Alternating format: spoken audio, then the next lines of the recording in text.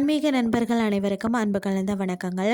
இன்றைக்கு நாங்கள் ஆன்மீகம் சம்பந்தமான பதிவில் பார்த்தீங்கன்னா, சதுரகிரி சுந்தர மகாலிங்கத்தின் எல்லை தெய்வமான பிலாவடி கருப்பசாமியின் அற்புதங்களை பார்க்கலாமா வாங்க.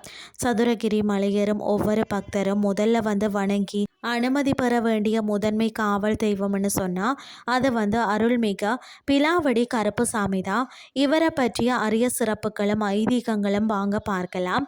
பலாமரத்தடி கருப்பு, அதாவது பிலா என்பது பலாமரத்தை குறிக்கும்.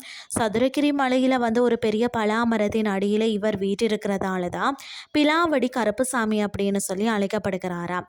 இந்த சந்நிதியில் உள்ள பலாமரத்தில் ஒரு பழம் தானாக கீழே விழுந்த அதற்கு பிறகுதான் அடுத்த காயும் காய்க்கும் என்பது இன்றும் நிலவக்கூடிய ஆச்சரியமூட்டக்கூடிய நம்பிக்கையாக இருக்கிறதுன்னே சொல்லலாம். அது மட்டுமில்லாமல் மகாலிங்கத்தையும் சந்தன மகாலிங்கத்தையும் தரிசிக்க செல்லக்கூடிய பக்தர்கள் மலையேற்றத்தின் தொடக்கத்தில் முதல்ல பார்த்தீங்கன்னா பிலாவடி கருப்புசாமியை வணங்கி அனுமதி பெற்ற பிறகுதான் மேலே செல்வது தொன்று தொட்டு வரக்கூடிய ஆன்மீக மரபாக இருக்கிறது. அது மட்டுமில்லாமல் பார்த்தீங்கன்னா சித்தர்களின் தைல கிணறு பாதுகாப்பு, அதாவது காலங்கிநாதர் போகர் போன்ற சித்தர்கள் ரசவாதம் செய்து எஞ்சிய அரிய மூலிகை தைலங்களையும் தங்கத்தையும் ஒரு பாறை கிணற்றில் கொட்டி மூடி வைத்தனராம்.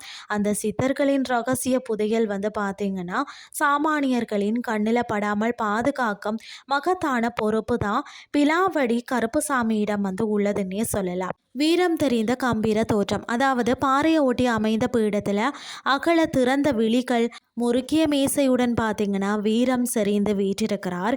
வலது கையில் பார்த்தீங்கன்னா வீச்சருவாளம், இடது கையில் கதை மற்றது சங்கு ஏந்திய பக்தர்களின் எல்லை காவலனாக காட்சி அளிக்கிறாருன்னே சொல்லலாம். கருப்புசாமியின் காவலில் இருந்த பசுக்களின் பாலை பார்த்தீங்கன்னா சிவன் அருந்தியதும் பிறகு ஈசன் அவருக்கு காட்சி தந்து அருள் புரிந்ததும் இந்த தலத்தின் சுவாரஸ்யமான வரலாற்று ஐதீகமாக இருக்கிறது. நம்பிக்கையோடு வேண்டக்கூடிய பக்தர்களுக்கு சதுரகிரி பயணத்தில் ஆபத்துக்கள் வராமலும் உடனிருந்து காக்கக்கூடிய எல்லை காவல் தெய்வமாக திகழ்கிறார் பிலாவடி கருப்பசாமி. நீங்கள் சதுரகிரி சென்று பிலாவடி கருப்பசாமியை தரிசித்திருக்கிறீங்களா? உங்கள் அனுபவத்தை எங்களோடு பகிர்ந்து கொள்ளுங்கள். இன்றைய ஆன்மீகம் சார்ந்த பதிவு உங்களுக்கு பிரயோசனமாக அமைஞ்சிருக்கும்னு சொல்லி நான் நம்புகிறேன். இதே மாதிரி மற்றொரு ஆன்மீகம் சார்ந்த பதிவோடு உங்களை சந்திக்கிறேன். நன்றி.